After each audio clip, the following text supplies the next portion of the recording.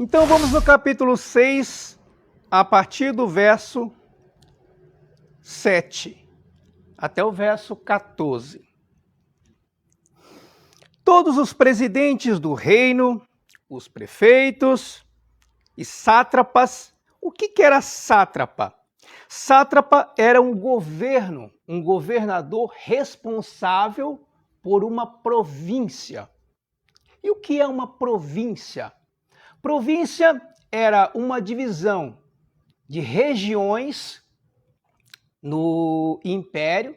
Cada região dessa ela tinha um administrador que representava o imperador. Amém?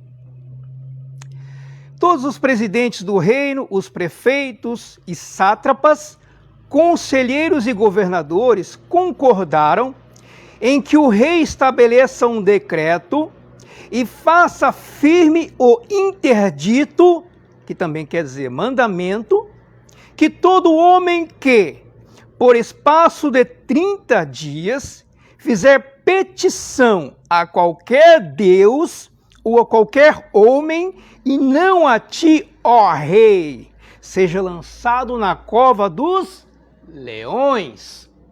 Por isso, o nome, que a gente já conhece, a frase, Daniel na cova dos leões. Então, o que significava ser jogado na cova dos leões? Leões que há muitos dias não comiam. Significava a morte. Os leões estavam há vários dias sem comer, justamente para quando se jogasse alguém ali, rapidamente seria devorado pelos leões. Então, quem não prestasse continência ao rei, mas sim ao seu próprio Deus, no espaço de 30 dias, seria jogado na cova dos leões, seria devorado. Agora, pois, ó rei, sanciona, ou seja, confirma, aprova o interdito e assina a escritura para que não seja mudada segundo a lei dos medos e dos persas, que não se pode revogar, ou seja, não se pode anular, suspender aquele decreto.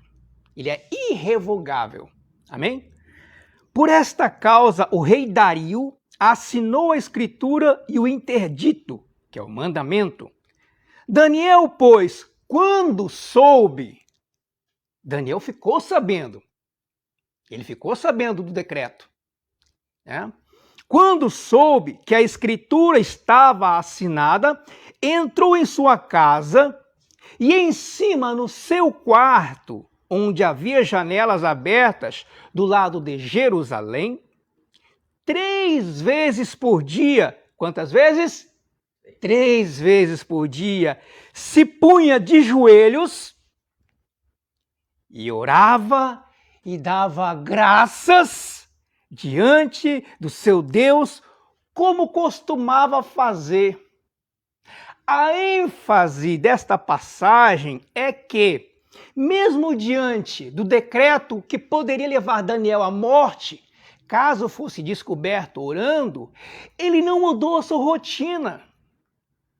Ele continuou a sua rotina de oração, de adoração, de agradecimento a Deus, mesmo diante de um decreto de morte.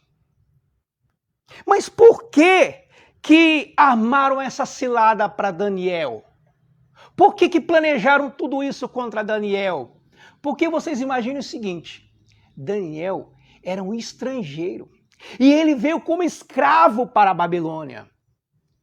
E com o tempo, devido à sua fidelidade a Deus, ele adquiriu tanta confiança do rei que o rei colocou Daniel acima dos seus governadores, acima dos seus prefeitos, dos seus príncipes. Então isso causou inveja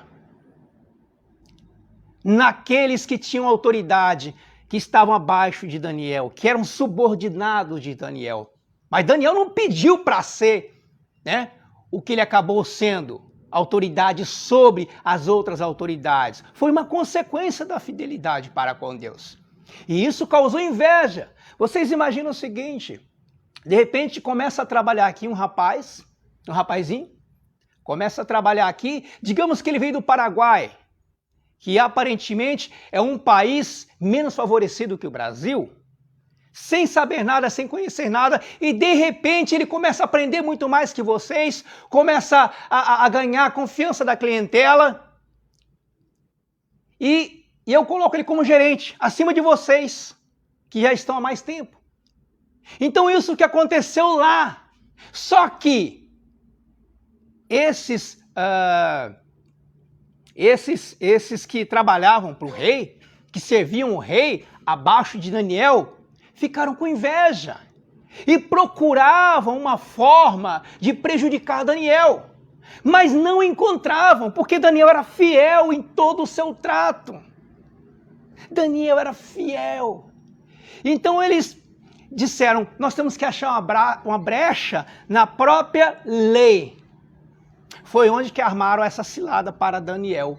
Mas Daniel, sabendo do decreto que podia levá-lo à morte, ele continuou fiel, continuou suas orações, sua adoração, seu culto a Deus. Onde? No seu quarto. Onde? No lugar secreto. Ele e Deus. Ele não precisava ficar mostrando para ninguém que ele adorava a Deus, que ele era um santo de Deus. Não.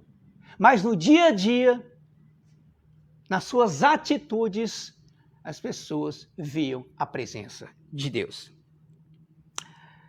Então aqueles homens foram juntos e, tendo achado a Daniel a orar e a suplicar, orar e suplicar, 3 vezes ao dia, inclusive dar graças a Deus, 3 vezes ao dia, tendo achado a Daniel a orar e a suplicar diante do seu Deus, se apresentaram ao rei e, a respeito do interdito real, lhe disseram: não assinaste um interdito que, por espaço de 30 dias, todo homem que fizesse petição a qualquer deus ou a qualquer homem, e não a ti, ó rei, fosse lançado na cova dos leões? Respondeu o rei e disse: essa palavra é certa, segundo a lei dos medos e dos persas, que não se pode revogar. É lei irrevogável, não se pode anular. Então responderam e disseram ao rei: esse Daniel, que é dos exilados de Judá, não faz caso de ti, ó rei, nem do interdito que assinaste. Antes, 3 vezes por dia faz a sua oração. Olha só o laço que armaram para Daniel. Tendo o rei ouvido estas coisas, ficou muito penalizado e determinou consigo mesmo livrar a Daniel e, até ao pôr do sol, se empenhou por salvá-lo. Amém? Bom, o restante da história, eu creio que a maioria das pessoas sabem, que Daniel foi lançado na cova dos leões.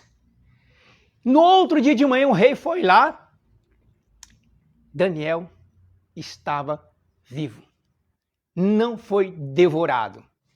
E o que o rei fez? Todos aqueles invejosos que queriam condenar Daniel foram lançados na cova dos leões. E antes que chegassem ao fundo da cova, seus ossos já foram esmigalhados. Assim diz a palavra. Foram lançados aqueles homens invejosos, suas famílias e suas crianças. Acabou a posteridade daqueles homens invejosos naquela ocasião. E mais uma vez, o Senhor Deus foi exaltado através da vida de Daniel. Amém? Graças a Deus.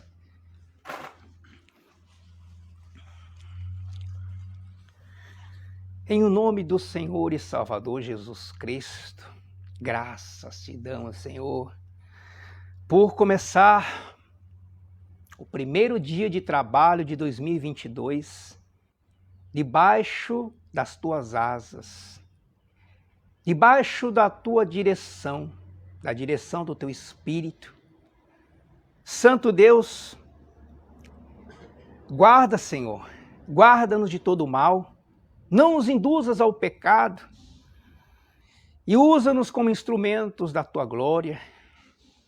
Santo Deus, eis aqui a nossa vida.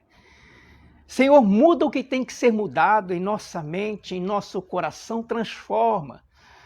Tira de nós o que não te agrada, Pai, e acrescenta aquilo que falta. Sim, Pai Santo.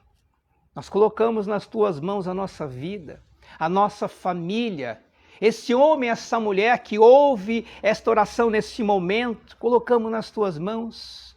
Visita, Pai, os presídios, os hospitais, visita o leito de dor, o enlutado, o órfão, a viúva.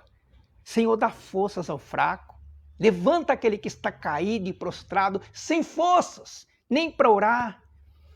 Senhor, liberta o cativo de espírito, resgata aquele que está perdido, e que esse seja mais um ano para que através de nossas vidas, nosso caráter, teu nome seja engrandecido, seja bendito, seja aclamado, acima de tudo e acima de todos. Em nome do Senhor Jesus Cristo, nós só temos a agradecer. Amém e graças a Deus. Amém.